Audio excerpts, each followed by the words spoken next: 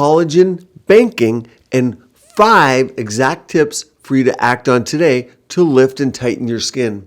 So, collagen banking. First of all, have you heard of it?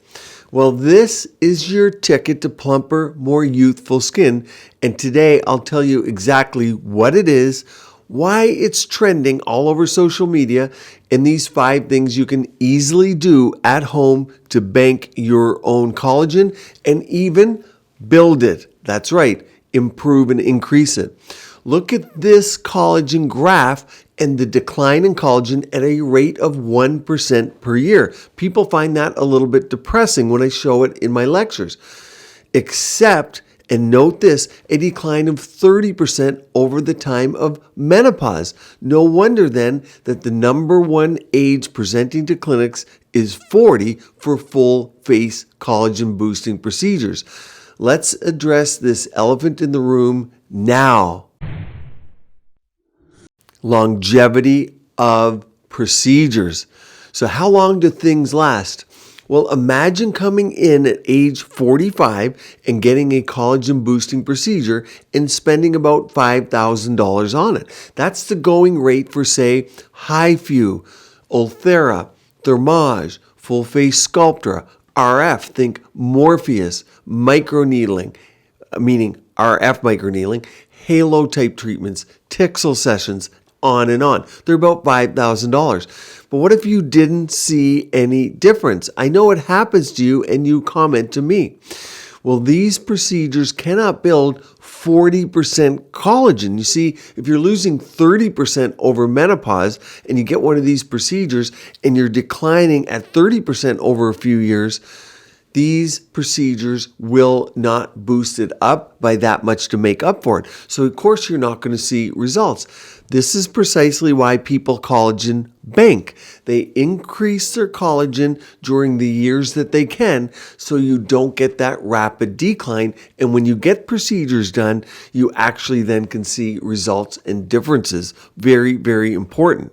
So now, when you see a procedure listed on a site like, say, RealSelf, and you see only about maybe a 60% satisfaction rating on it, you'll know likely those people did not bank their collagen. They got the procedure done, just didn't see a result. Of course, there's other variabilities in there, but this is one of the key metrics. You see, between the ages of 20 and 25, we start to lose about that 1% of collagen every year as part of our natural aging process.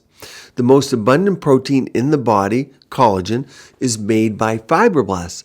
And don't forget about elastin, that protein that gives your skin bounce. So it bounces back when you push on it, or when you pull down your eye, your skin bounces back. Well, that's also made by fibroblasts, but it's less talked about. Everyone talks about collagen. The good news here, both elastin and collagen are produced by the same cell, the fibroblast. Check out this diagram here. I think it's a good illustration. Check out the collagen, and then you see the elastin. It's springy. It's like a spring, and that's exactly what gives your skin bounce. But look at the fibroblast cell. Here it is there, and you can see that it produces both collagen and elastin. This is a win for us. Of note here, a little side note, in the newest SCULPTRA studies that we did, we showed elastin accumulation as well as what we've known forever is the collagen accumulation. This is key. Prior to this, we only could say it boosted collagen, but now we know elastin increases, and we know a lot more about the genetic factors that are turned on when we use biostimulators like this. Today's focus, of course, is not injectables. I'm doing and talking about things you can do at home. When people talk about injectables for biostimulators, they're talking about SCULPTRA, PDRN, salmon DNA, Profilo, etc. But only 5% of you ever get injections. 95% of you don't want them. So let's focus today on non-injectable collagen banking. Now first, what exactly is collagen banking? Well, in simple terms, it's the process of accumulating and stimulating collagen production for future use. Think of it as a savings account, but instead of money, you're depositing the very essence that maintains your youthful appearance. Collagen banking focuses solely on preserving this vital protein. So it's like investing in your skin's future, if you want to think of it that way. As production of the protein begins to decline, you want to start preserving it, or even, of course, boosting these levels at an early stage as possible. Collagen banking means taking a proactive approach, stimulating the production of the protein before this declines. In fact, proactive beauty is one of the 6 huge 2026 trends in a published book I had the pleasure of co-authoring recently. I'll present it here soon on my channel when I get the full copy here. It's like a coffee table book. And proactive beauty was one of the 6 that we identified. 10 and 20 years ago, people came in when there was already significant sag into my clinic. And they already had deep lip lines and droopy eyelids. Now that's not the case. People are coming in well before these benchmarks are achieved. Here's 5 ways to easily incorporate collagen banking into your beauty routine. Number 1, and I'm a huge fan of this, microneedling at home, also known as collagen induction therapy, CIT. This cosmetic procedure involves using tiny needles to puncture the skin. The tiny wounds prompt the body to produce more collagen and elastin to heal the skin, which in turn can make it look fresher and more youthful. I like to use growth factors here, and there's a take-home kit with a roller that I have on my website that people purchase. And the roller portion, you can get rollers for microneedling, of course, and you can get pens. This one the home kit has a roller with a depth of 0.2 to 0.25 millimeter with a sterile solution containing growth factors that you can roll in. I'll put links below in the more info section to all the products that I'm talking about today, not to worry. Needling at this depth is often described as microchanneling. For those wanting to use a micro pen, which is the pen has the needles that go up and down, just be careful. You want to know what slip you're using. You can buy these growth factors separately, but a lot of people try and use the hyaluronic acid that they use for their skincare. Remember, that's not sterile. When you're using a micro pen, you're going to get whatever your slip is, whatever you put on top of the skin first, inject it into your body. You need to know that it's clean, safe, sterile, and free of microscopic particles, because those can cause what we call granulomas or lumps and bumps underneath the skin. But done safely, I'm a big fan of microneedling, and it's something you can often do at home. In my clinic, I use PRF, or what we call plasma glow, where you draw your blood. We use your own growth factors and stem cells. Of course, I love that, but that's an in-clinic procedure. Number 2, for collagen banking, I love collagen supplements. Collagen is available as a supplement in a powder. You find it in a gel, and even you'll find capsule forms. In my clinic, in my testing, what we found was that the powder by far and away worked best, and people were most compliant with it. Now, there's a lot of uncertainty being played out about whether this works. Does boosting your collagen by boosting it with collagen peptides from a jar actually stimulate your collagen? Well, let's look at this 2023 meta-analysis. Here it is here, exploring the impact of hydrolyzed collagen oral supplementation on skin rejuvenation, is systematic review and meta-analysis. Now, I'll do a deep dive into this in a separate video. I always think I'm boring you if I dive into these in these videos. It would end up being about 30 minutes long. But for now, let's look at what they found. They selected articles from 2017 to 23. That's recent, of course. The meta-analysis was of 14 distinct studies. That's a good range. And look at the numbers here. The collective cohort using all these studies was 967 participants. Together, that's a high number. They revealed encouraging findings favoring hydrolyzed collagen supplementation. Look at this. It consistently demonstrated substantial enhancements in skin moisture levels and elasticity compared to the placebo group.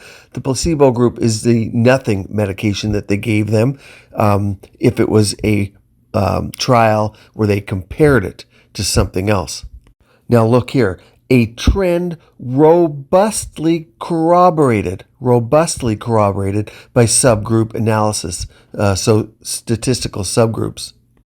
They finished by saying, these compelling findings underscore the effectiveness of a 12-week regimen, so over 3 months, of hydrolyzed collagen supplementation in revitalizing the skin by augmenting hydration and elasticity. Remember we talked about elasticity? And if you don't believe the studies, have a look at the comments below my many videos on collagen peptides or the reviews on mine. One note also quickly here, collagen-based serums exist, ones that you put on top of your skin. These concentrated formulas are collagen-based serums, but in reality, they're not going to boost your collagen topically. We've never found that to be the case. So I'd rather you ingest it instead, and topically think more like retinols, glycolics, volufiline, vitamin C in the form of THD ascorbate. But collagen topically has never really been shown to work well. Number 3, of course, is your diet. It's huge. A vitamin C rich diet is important. You see, vitamin C not only acts as an intermediary in collagen synthesis in the body, but it also enhances its effectiveness, reinforcing the protein's anti-aging benefits. Incorporate plenty of dark green leafy vegetables, citrus fruits, peppers are a good source of vitamin C, in fact, and black currants into your diet. If you don't think you get everything from your food, or you want to further boost your machinery, or even if your diet is tops, there's many supplements on the market that can help boost these. The one I give to all my patients and my biostimulator patients, the ones I inject with biostimulators, is called Plasma Restore, and it's rich in silica, vitamins A, C, E, and zinc. Those are all the main building blocks for collagen. So you can get it by food, you can boost it with a supplement, or if you eat a poor diet like many of us or you travel a lot, then the supplement will be your ticket. Now, before we go on to number 4, 5, and 6, I want you to know that I created a questionnaire for you at quizmd.com.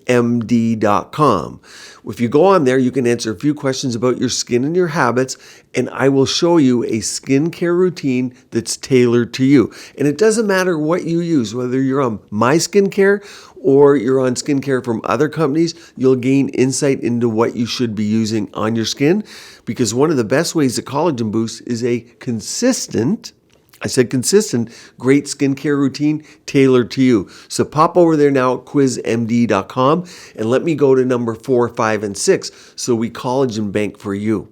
Number 4, there's no better way to bank your collagen than preventing photo damage.